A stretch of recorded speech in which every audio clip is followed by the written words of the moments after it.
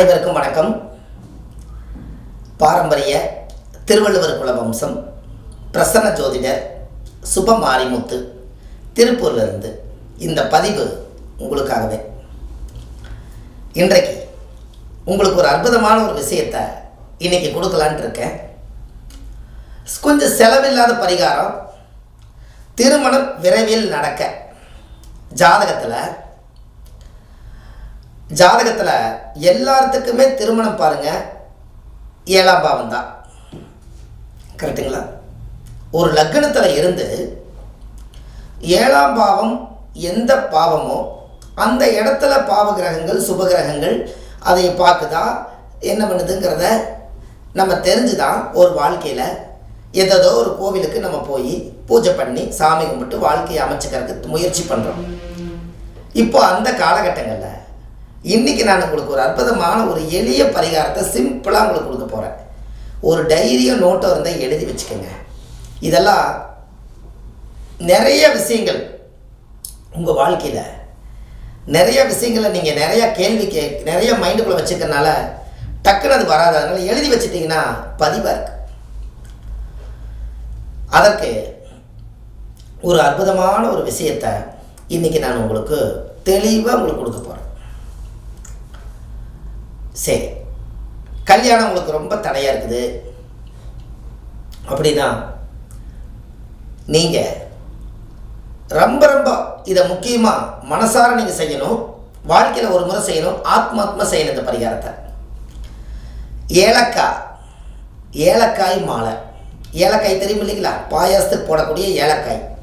இந்த ஏலக்காய் மாலையை நல்ல தண்ணியில் கொஞ்சம் லைட்டாக ஊற வச்சு ஊசியில் அழகாக மாலை மாதிரி கோர்த்து அதை நல்லா தண்ணி தொளித்து உங்களுடைய குலதெய்வம் கோயிலில் போய், ஆண்டவனே, முன்னோர்கள் கட்டி வச்ச குலதெய்வமே, எங்கள் முன்னோர்கள் வழியில் வந்த எங்களுக்கு திருமண தடை அதிகமாக இருப்பதனால சீக்கிரமாகவே எனக்கு திருமணம் நல்ல விதமாக நடக்கணும், நல்ல வாழ்க்கை அமையணும், பாவங்கள் செய்யாத குடும்பத்திலேருந்து எனக்கு வாழ்க்கை அமையணும், அழகுள்ள, அறிவுள்ள, புத்தியுள்ள, ஞானமுள்ள, பாவங்கள் செய்யாத குடும்பத்தில் இருந்து ஒரு நல்ல ஒரு தைரியம் வீரியமான ஒரு வாழ்க்கை எனக்கு சேரணும்னு சொல்லி மாலையை பிரார்த்தனை பண்ணி உங்கள் குலதெய்வத்துக்கு கொண்டுட்டு போய் அந்த ஏலக்காய் மாலையை கொண்டு போய் சாத்துங்க.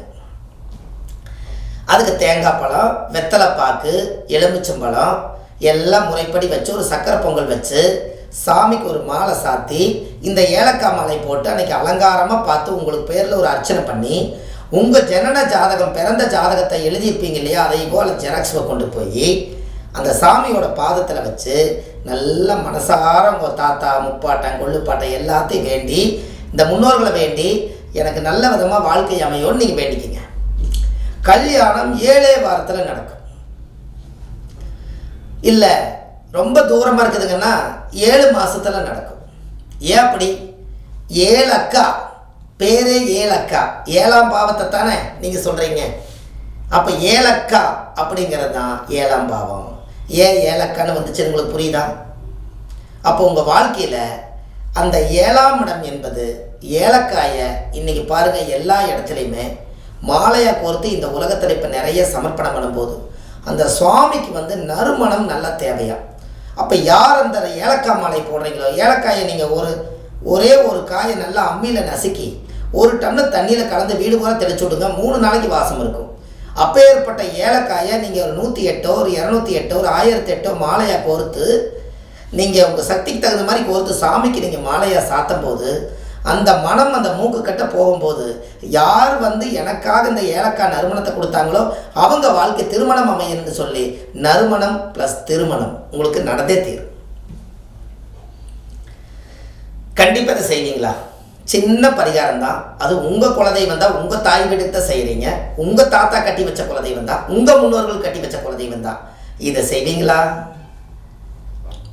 நான் நிறைய பேர்த்துக்கு ஏலக்காய் மாலை சொல்லுவேன். ஏலக்காய் மாலை போட்டு வந்தாலே உங்களுக்கு நிச்சயதார்த்தமாயிரும். உடனே எனக்கு பத்திரிக்கை கொண்டு வருவாங்க. நான் தான் போக முடியாது, ஆனால் அவங்களுக்கு சந்தோஷம் நான் இங்கிருந்தே வாழ்த்துவேன். இதுக்கு காரணம் சிம்பிளாக ஒரு ஏலக்காய் மாலையில் சரியாக போய். ஜாதகத்தில் எத்தனையோ தோஷங்கள் இருக்கலாம். ஆனால் குலதெய்வத்தை வணங்காமல் கோயிந்தா கோயிந்தா என்று பல தெய்வத்தை வணங்கினாலும் பலனொன்றும் இல்லைன்னு அந்த காலத்தில் முன்னோர்கள் சொல்லி வச்சுக்கிறாங்க. ஊரே சுற்றி எல்லா தெய்வத்தை கும்பிட்டையே, உன் குலதெய்வத்தை கும்பிட்டையா? உன் குலதெய்வத்து கோயிலுக்கு போனையா? உன் குலதெய்வத்து கோயிலில் போய் உன் மண்ணை மிதிச்சியா? உன்னோட தாய் வீடுன்னு ஊராக சொன்னையே, உன் குலதெய்வம் கோயில் போய் ஒரு நாளாக தாய் வீட்டில் போய் ஒரு பௌர்ணமி அன்னைக்கு தங்கியிருக்கிறியா? இப்படியெல்லாம் இருக்குது. உங்களுக்கு குலதெய்வம் அதிகமாக வீட்டுக்கு வரணும்னா போய் ஒரு நிமிஷத்தில் சாமி குலதெய்வமே இந்த வெத்தலை வாக்கு வச்சுட்டா மாலை போட்டுட்டேன் என்ற வீட்டுக்கு நீ சீக்கிரம் வரனாலாம் வராது. போய் குலதெய்வம் கோயிலில் போய் பௌர்ணமி அன்னைக்கு நல்லா தங்கி இதுதான் என்னோடய தாயோட வீடுன்னு நினச்சி அந்த மண்ணில் ஒரு நைட்டாவது அந்த குலதெய்வம் கோயிலில் தங்குனா தான் நம்ம வீட்டில் குலதெய்வம் தங்கும். அது தங்கும், இங்கே தங்கும். நீங்கள் தங்கணும், அங்கே தங்கணும்.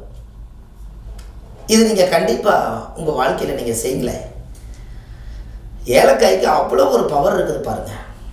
இருக்கிறதுலே ரொம்ப காஸ்ட்லியாக பாயாசம் சாப்பிடும்போது பாருங்கள் அவ்வளோ ஒரு அறுசுவையான ஒரு மூலிகையாக இருக்குதா இல்லையா? இன்னொரு விஷயம் உங்களை சொல்லட்டுமா? நீங்கள் கேட்குற மாதிரி தான் நான் சொல்கிறேன், இல்லைனாலும் நான் சொல்லத்தான் போகிறேன், இருந்தாலும் கூட சொல்லிடுறேன். அதாவது ஒரு பொண்ணு பார்க்க போகிறீங்க, மாப்பிள்ளை இல்லை மாப்பிள்ளை பொண்ணு பார்க்க போகிறாரு, இல்லை பொண்ணு மாப்பிள்ளை பார்க்க போகுது. ஒரு 7 ஏலக்காய் எடுத்து சோப்பில் போட்டு போங்க. அது 7ஆம் பாவத்தை இயக்குறீங்களா, கல்யாணம் சிறப்பாக நடக்கும். நறுமணமாக இருப்பது திருமணமாக மாறிடும். நறுமணம் ப்ளஸ் திருமணம், இதெல்லாம் உங்கள் வாழ்க்கையில் தேட கிடைக்காத பொக்கிஷம். சிம்பிள் பரிகாரம். ஆனால் ஒரு டப்பாவில் போட்டு நம்ம வச்சுருக்கிறோம் வீட்டில். என்னைக்காவது ஒரு நாள் பாயாசம் செய்யும் போது 2 நசுக்கி போட்டுக்கலான்னு. ஆனால் வாழ்க்கையவே கசக்கி போடுதல்லவா அது. அதனால் இது நீங்கள் ஏதாவது கொஞ்சம் மாற்றி அமைங்களேன், கண்டிப்பாக உங்கள் வாழ்க்கை ரொம்ப ரொம்ப சிறப்பாக இருக்கும். இந்த பதிவில் ஏலக்காய் பரிகாரம், ஆதிகால பரிகாரம். ஆதி காலத்தில் ஏலக்காயை பெரிய பெரிய ராஜா வீட்டில் அரண்மனையில் ஏலக்காய் தான் அந்த காலத்தில் செண்டு நறுமணம். உங்களுக்கு தெரியுமா? ஏலக்காய் தான் அம்மியில் அரைச்சி வீடு பூரா தெளித்து பூஜை ரூமுக்கெல்லாம் தெளித்து விடுறதுக்கு ஏலக்காய் தான் அந்த காலத்தில் செண்டு. இன்றைக்கி செண்டு ஸ்ப்ரே வந்துருச்சா இல்லைங்களா? அந்த காலத்தில் கிடையாது, செண்டு ஸ்ப்ரேலாம் கிடையாது. ஏலக்காயை அரைச்சாலே மணக்கும், ஊரே மணக்காது, காற்று வாக்கில் ஊருக்கே மணக்கும். எங்கேயோ ஒரு பக்கத்தில் பாயாசம் வைக்கிறாங்க, ராஜா வீட்டில் ஏலக்காய் மனம் வருதுன்னு சொல்லி கெட்ட துர்நாத்தத்தை எல்லாம் வெளியெடுக்கக்கூடியது ஏலக்காய். அதனால தான் 7 அக்கா சேர்ந்ததான் ஏலக்காய். பார்த்துக்குங்க, அந்த காலத்தில் 7 பேர் சேர்ந்து பிடிச்சு வச்சுருக்காங்க பாருங்கள், அந்த விதையை ஊனியிருக்காங்க. 7 அக்காமார்களும் உதவியிருக்காங்க. அது காலப்போக்கில் 7 அக்கா கடைசியில் ஏலக்காய். இப்படியெல்லாம் அந்த காலத்தில் பேர்லேயே வார்த்தையிலேயே உயிரோட்டமாக ஒரு வேலையை செஞ்சு வச்சுருக்காங்க. நமக்கு தான் அது தெரியல. அப்போ கண்டிப்பாக இந்த திருமணம் விரைவில் கைகூடுறதுக்கு உங்களால் ஒரு எளிய பரிகாரத்தை நிச்சயமாக உங்களால் செய்ய முடியும். கண்டிப்பாக நீங்கள் ஒரு மாற்றத்துக்கு வந்துடுவீங்க. உங்கள் வாழ்க்கை வளமுடன் வாழ்கிறதுக்கு இது சரியான பரிகாரம், ஆதிகால பரிகாரம். இந்த ஆதிகால பரிகாரத்தை முன்னோர்கள் இதை யூகிச்சு வச்சதுனால அதனால் இது கண்டிப்பாக உங்கள் வாழ்க்கையில் நீங்கள் இனிமேல் இந்த பரிகாரத்தை கையாண்டுட்டு இந்த பதிவை எல்லாத்துக்கும் அனுப்புங்க.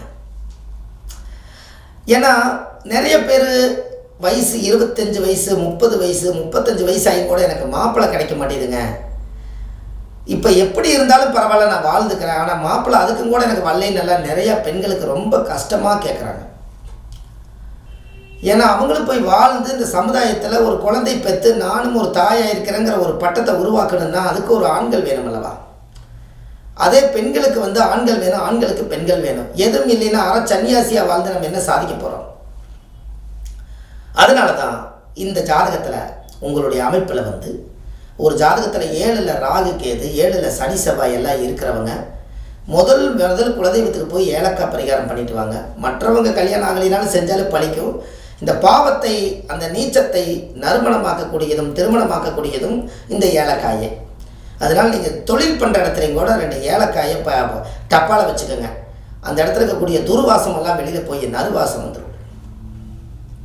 இதெல்லாம் நீங்கள் வாழ்க்கையில் செஞ்சுட்டு வாங்க, உங்கள் வாழ்க்கை ரொம்ப பிரமாதமாக இருக்கும்.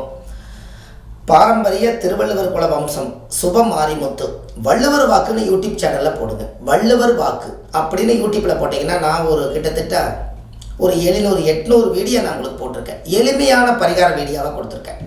ஆன்லைன்லேயே நம்ம ஜாதகம் பார்க்குறோம். Date of birth, time, place மட்டும் கொடுத்தீங்கன்னா போதும்.